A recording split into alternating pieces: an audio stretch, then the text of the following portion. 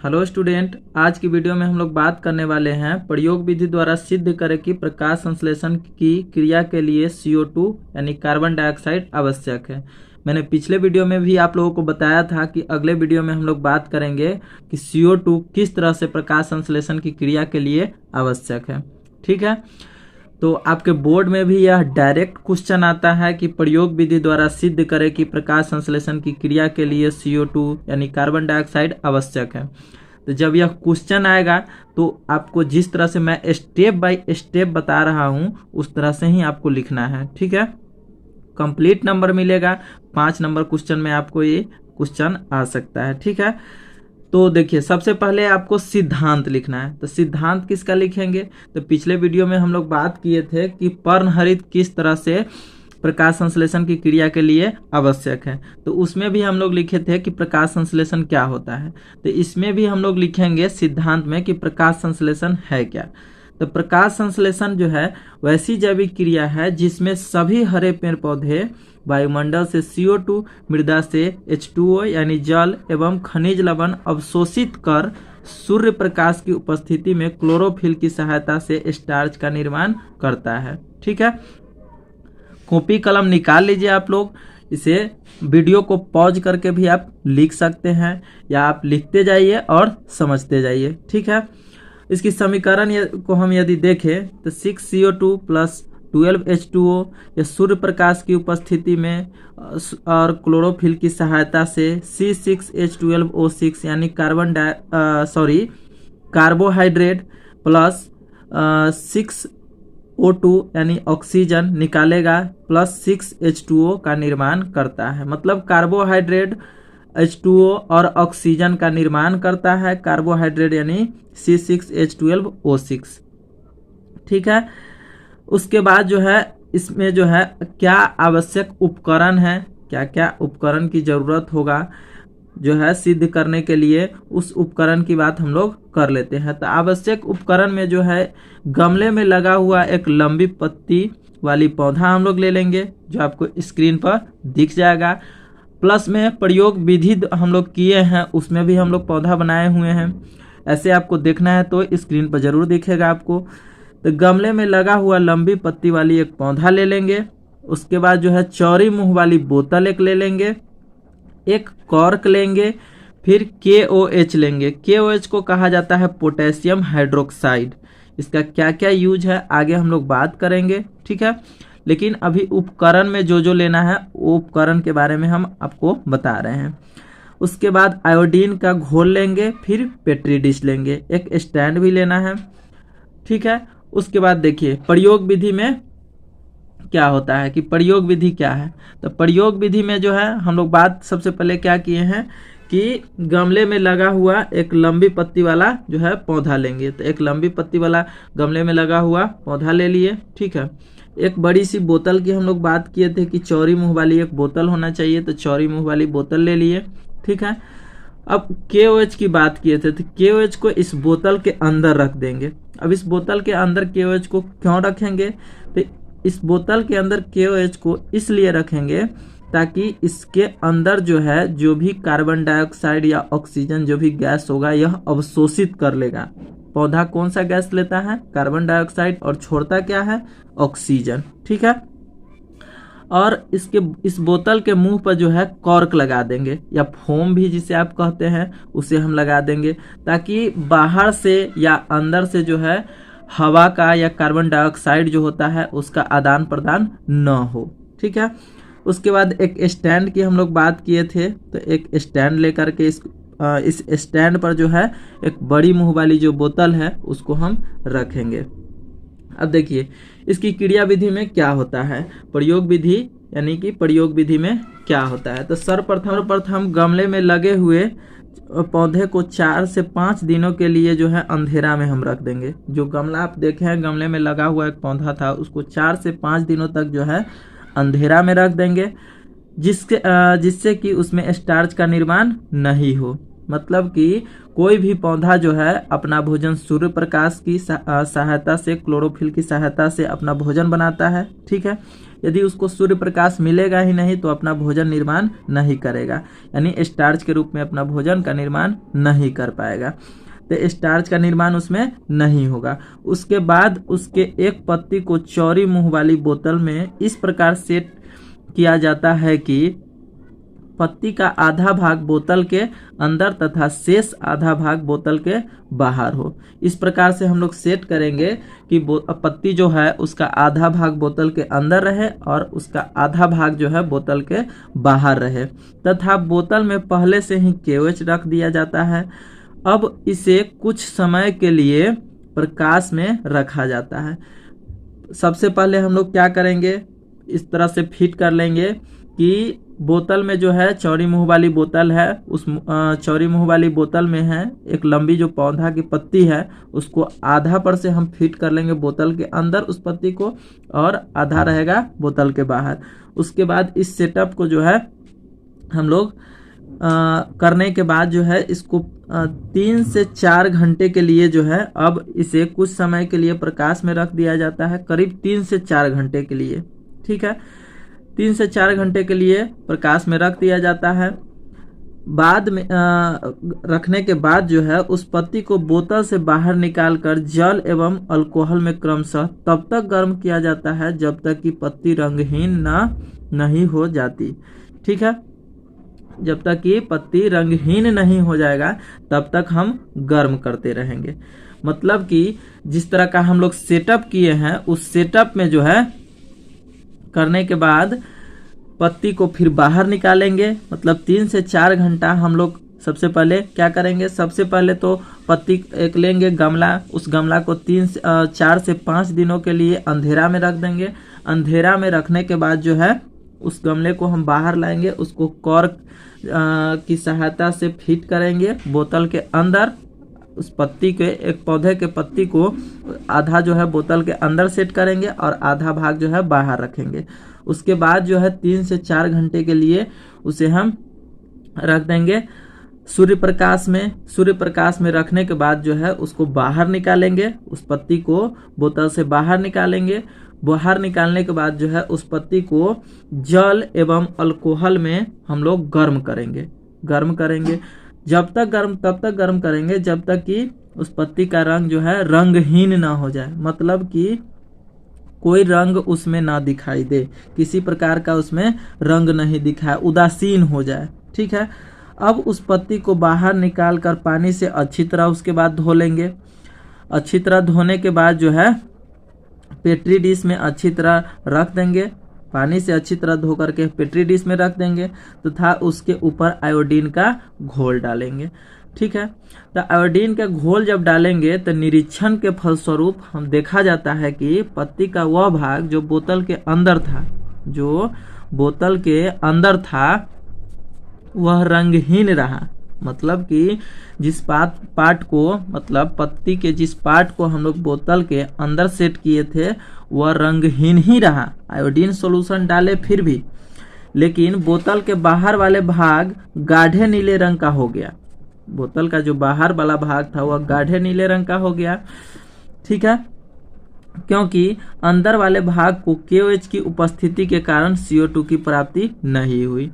अंदर वाला जो भाग था उसको KOH हम लोग बोतल में रख दिए थे, जिसके वजह से जो है उसको CO2 की प्राप्ति नहीं हुई तथा उस भाग में प्रकाश संश्लेषण की क्रिया के फलस्वरूप यानी कि कार्बोहाइड्रेट C6H12O6 का निर्माण नहीं हुआ।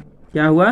कार्बोहाइड्रेट का निर्माण नहीं हुआ, जो आयोडीन से प्रतिक्रिया कर गाढ़े नीले रंग का हो गया। ठीक है, जो मतलब कि जो बाहर वाला भाग था उस बाहर वाला भाग जो है आयोडीन का सॉल्यूशन हम डाले हैं तो उससे प्रतिक्रिया किया है, प्रतिक्रिया करने के बाद जो है वह गाढ़े नीले रंग का हो गया है। लेकिन जो अंदर वाला भाग था उस अंदर वाले भाग पर कोई प्रभाव नहीं पड़ा है, मतलब वह रंगहीन ही रहा है।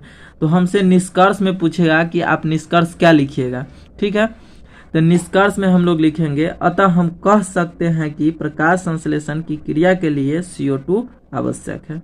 ठीक है, प्रकाश संश्लेषण की क्रिया के लिए CO2 आवश्यक है। देखिए मोटिव यही है इस प्रयोग का कि सबसे पहले जो हम क्या लेंगे, सबसे पहले तो हम एक प्रकाश संश्लेषण के लिए जो है एक पौधा लेंगे जिसका लंबा पत्ती हो। उसको जो है 4 से 5 दिनों के लिए हम अंधेरा में रख देंगे। अंधेरा में रखने के बाद जो है उसको फिर से हम बोतल में सेट करेंगे, एक चौड़ी मुंह वाली बोतल में सेट करेंगे। उसके बाद 3 से 4 घंटा के लिए उसे हम धूप में रख देंगे। क्या करेंगे, धूप में रख देंगे, यानी प्रकाश में रख देंगे। प्रकाश में रखने के बाद जो है उस पत्ती को बाहर हम फिर बाद में निकालेंगे 3 से 4 घंटे बाद। बाहर निकालने के बाद जो है उस पत्ती को तोड़ करके पौधा से जो है जल एवं अल्कोहल में हम लोग गर्म करेंगे। जल एवं अल्कोहल में तब तक गर्म करेंगे जब तक कि पत्ती का रंग जो है रंगहीन ना हो जाए। पत्ती का रंग जो है रंगहीन नहीं हो जाए। जब रंगहीन हो जाएगा उसके बाद उसको अच्छी तरह से पानी से हम लोग धो लेंगे। धोने के बाद पेट्री डिश पर रखेंगे। पेट्री डिश पर रखने के बाद जो है और आयोडीन का जो सोल्यूशन था उस आयोडीन की सोल्यूशन उस पत्ती पर डालेंगे। तो हम लोग देखते हैं कि जिस पत्ती का वह भाग जिसको हम बोतल के अंदर फिट किए थे उस पर कोई प्रभाव नहीं पड़ता है, और बाहर वाले भाग जो है आयोडीन के सोल्यूशन से अभिक्रिया कर वह गाढ़े नीले रंग का हो जाता है। तो इससे हमको यह पता चलता है कि जिस पत्ती के जिस भाग को CO2 की प्राप्ति नहीं हुई है उसमें जो है कार्बोहाइड्रेट का निर्माण नहीं हुआ है, जिसके वजह से जो है कार्बोहाइड्रेट का निर्माण नहीं हुआ है, जिसके वजह से जो है वह गाढ़े नीले रंग का नहीं हुआ। तो हम निष्कर्ष में कहेंगे यह, या तो हम कह सकते हैं कि प्रकाश संश्लेषण की क्रिया के लिए CO2 आवश्यक है। अब देखिए ये सब कर लेंगे तो कुछ सावधानियां भी हमको लिखना है। तो सावधानी क्या बरतेंगे, तो सावधानी हम लोग यही बरतेंगे कि गमले में लगा हुआ पौधा जो लेंगे वह स्वस्थ होना चाहिए। पौधा जो है गमले में लगा हुआ स्वस्थ होना चाहिए। पत्ती को बोतल के अंदर अच्छी तरह से सेट करना चाहिए ताकि पत्ती टूटे नहीं। ठीक है, फिर पत्ती को आवश्यकता अनुसार उबालना चाहिए। पत्ती को जो है आवश्यकता अनुसार उबालेंगे। ठीक है, उसके बाद आगे हम लोग बात करते हैं। अब हम लोग बात करने वाले हैं अमीबा में पोषण। अमीबा जो है एक जंतु है, यानी जंतु में पोषण किस तरह से होता है, यह वेरी इंपॉर्टेंट है। आपके बोर्ड में भी यह क्वेश्चन आ सकता है। तो अमीबा जो है एक प्रकार का एक कोशिकीय जीव होता है। अमीबा कैसा होता है, एक कोशिकीय जीव होता है, अनियमिताकार होता है, मतलब उसका कोई आकार नहीं होता है। जैसे फुटबॉल होता है तो फुटबॉल का आकार गोलाकार होता है। हमसे कोई पूछेगा कि फुटबॉल का आकार कैसा होता है तो हम लोग कहेंगे कि गोलाकार होता है।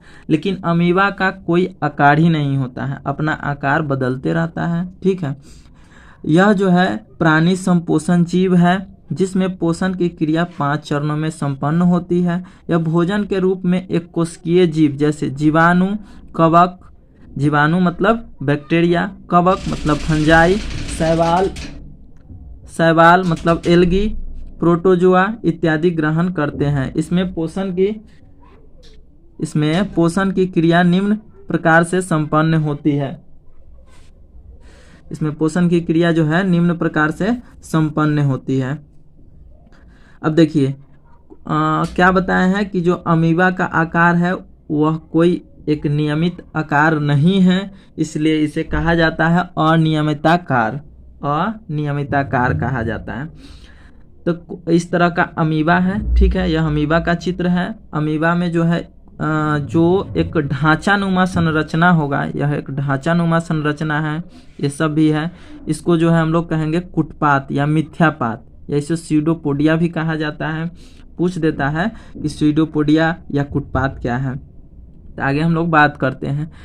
उसके बाद इसके अंदर एक केंद्रक होगा और जो है कोशिका, इसकी जो झिल्ली होगी इसको कहेंगे कोशिका झिल्ली। कोशिका झिल्ली के अंदर जो कोशिका द्रव्य पाया जाएगा, एक द्रव्यनुमा संरचना होगा जिसे हम लोग कोशिका द्रव्य कहेंगे।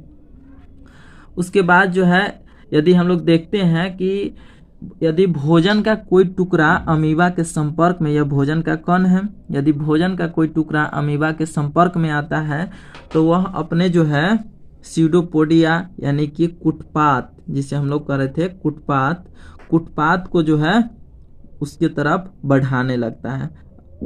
जो आप अगला फिगर में देख सकते हैं, यह भोजन का कण है, अपने कुटपात को की ओर बढ़ता हुआ, भोजन की ओर बढ़ता हुआ कुटपात। अमीबा जो है भोजन की ओर अपने कुटपात को बढ़ाएगा, उसके बाद जो है उस भोजन को अपने अंदर ग्रहण करेगा, भोजन को अपने अंदर ग्रहण करेगा, जिसके फलस्वरूप जो है अमीबा में भोजन रसधानी का निर्माण होगा। उस भोजन रसधानी में भोजन जाएगा, उसमें कुछ एंजाइम पाए जाएंगे, उस एंजाइम की सहायता से भोजन टूटेगा, पचाएगा, ठीक है। उसके बाद अपचे भोजन को वह अपने कोशिका द्रव्य में जो है उसको बिखेर देगा, विसरित कर देगा, बिखेर देगा, कोशिका द्रव्य में जो है उसको बिखेर देगा। कोशिका द्रव्य में बिखेरने के बाद जो है अमीबा अपने कोशिका झिल्ली पे कहीं एक छिद्र नुमा संरचना बनाएगा, जिसे हम कहेंगे अस्थायी छिद्र, ठीक है। उस अस्थायी छिद्र के द्वारा जो अपचा भोजन रहेगा उसको बाहर निकाल देंगे, तो उसे हम कहेंगे भोजन का बहिष्कृत कर दिया, ठीक है। इसे हम कहेंगे भोजन का बहिष्कृत कर दिया। अब देखिए हमसे पूछेगा कि लिखना होगा तो हम लोग किस तरह से लिखेंगे, तो हम लोग लिखेंगे कि जब भोजन के कण अमीबा के संपर्क में आता है तब उसके कुटपात क्रम से सक्रिय होकर भोजन के कण को चारों ओर से घेर लेता है तथा अपने अंदर ग्रहण करता है, जिसके फलस्वरूप अमीबा में भोजन रसधानी का निर्माण होता है, जैसा कि मैंने आपको बताया, जिसमें पाए जाने वाले पाचन एंजाइम, मतलब भोजन रसधानी में पाए जाने वाले पाचक एंजाइम होगा, पाचन की क्रिया में सहायता करती है। पाचन के फलस्वरूप भोजन को कोशिका द्रव्य में विसरित कर दिया जाता है, ठीक है। उसके बाद जो है पचे हुए भोजन के ऑक्सीकरण होगा, ऑक्सीकरण के फलस्वरूप क्या बनेगा, ऊर्जा का निर्माण होगा, ऊर्जा का निर्माण होगा, उस ऊर्जा का यूज करेगा अमीबा तथा अपचा भोजन अस्थायी छिद्र के द्वारा बाहर निकाल देता है, ठीक है। तो इस तरह से अमीबा में क्रिया विधि संपन्न होती है 5 चरणों में। अब कुछ नोट है, पूछ देता है ऑब्जेक्टिव क्वेश्चन, ठीक है, कि अमीबा में भोजन का अंतर्ग्रहण किसके द्वारा होता है। तो यदि आपसे कुछ पूछता है क्वेश्चन इस तरह का ऑब्जेक्टिव क्वेश्चन कि अमीबा में भोजन का अंतर्ग्रहण किसके द्वारा होता है, तो आप लिखेंगे अमीबा में भोजन का अंतर्ग्रहण कुटपात या स्यूडोपोडिया के द्वारा होता है। स्यूडोपोडिया को हिंदी में भी लिख सकता है, ठीक है। अब कह रहा है कि अगला नोट हमारा है कि पैरामीशियम में भोजन का अंतर्ग्रहण किसके द्वारा होगा, पूछेगा हमसे कि पैरामीशियम में भोजन का अंतर्ग्रहण किसके द्वारा होता है, तो हम लोग कहेंगे पैरामीशियम में भोजन का अंतर्ग्रहण कोशिका मुख, जिसे साइटोस्टोम भी कहते हैं, के द्वारा होता है। साइटोस्टोम या कोशिका मुख के द्वारा होता है। पैरामीशियम का चित्र जो है आपको स्क्रीन पे दिख जाएगा। अगले वीडियो में हम लोग बात करेंगे कि मनुष्य में पाचन किस तरह से होता है, तो मनुष्य में पाचन की क्रिया विधि क्या है, इसके बारे में हम लोग डिटेल में बात करेंगे, ठीक है। मनुष्य के आहार नाल के बारे में पूरा, मतलब मनुष्य में पाचन की क्रिया किस प्रकार से होती है, टोटली हम लोग बात करेंगे। तो आज के लिए थैंक यू।